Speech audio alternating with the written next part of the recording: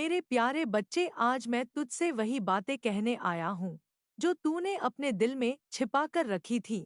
तू बहुत थक गया है, बहुत टूट गया है, बहुत बार तूने खुद से पूछा कि क्यों सब कुछ तेरे खिलाफ हो रहा है, क्यों किस्मत साथ नहीं दे रही, क्यों लोग समझ नहीं पा रहे और क्यों तेरा मन बार बार भर आता है। पर बच्चे, आज ध्यान से सुन, क्योंकि तू इस सफर में कभी अकेला नहीं था, न कभी अकेला है और न कभी अकेला रहेगा। तेरी हर सांस मेरी नजरों में है, तेरे हर दर्द का एहसास मुझे है। जब तू रातों में रोया मैं तेरे साथ था, जब तू टूटा मैं तेरे पास था, जब तू गिरा मैंने ही तुझे उठाया। तू बस देख नहीं पाया, समझ नहीं पाया, लेकिन हर कठिनाई में तेरे पीछे एक अदृश्य शक्ति खड़ी थी। यही जीवन परीक्षा है, इसी आग में इंसान तराशा जाता है, इसी संघर्ष में आत्मा मजबूत बनती है। कभी कोई धन से जूझता है, कभी कोई अपने ही लोगों के धोखे से, कोई सपनों की जंग लड़ता है, कोई अंदर के डर से। पर जो व्यक्ति टूटकर भी फिर खड़ा होता है, वही असली भक्त, वही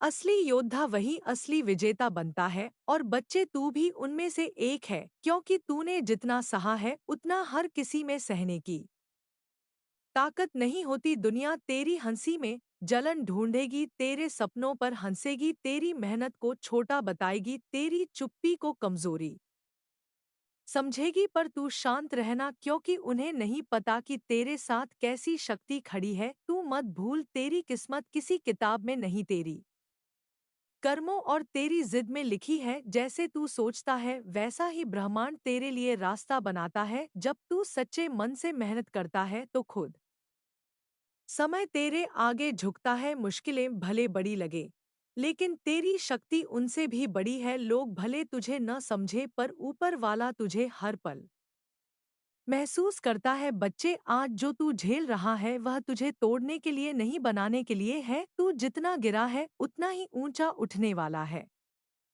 तू जितना थका है उतना ही बड़ी दौड़ लगाने वाला है, तू जितना रोया है उतना ही बड़ी मुस्कान मिलने वाली है। और सुन, अब समय दूर नहीं जब वही लोग जो आज तुझे कम समझते हैं, कल तेरे सामने झुककर कहेंगे कि इसने अपने दम पर अपनी किस्मत बदली है। तेरी मेहनत बेकार नहीं जाएगी, तेरी रातें व्यर्थ नहीं जाएंगी, तेरी दुआएं खाली नहीं लौटेंगी। तू बस आगे बढ़ते रह, चाहे धीरे चल, पर रुकना मत। लड़ाई बड़ी है पर जीत उससे भी बड़ी है। बच्चा, तू इतना मजबूत है कि तूफान भी तेरे सामने टिक नहीं सकते। तेरे अंदर की रोशनी इतनी प्रबल है कि अंधेरा खुद भाग जाएगा। अब तू अपनी आंखें सुखा और खुद से कह कि मैं हार मानने वालों में से नहीं हूँ, मैं चलने वाले लोगों में से हूँ। मुझे रोकने की ताकत किसी हालात में नहीं है, मेरे सपने मुझसे दूर नहीं हैं।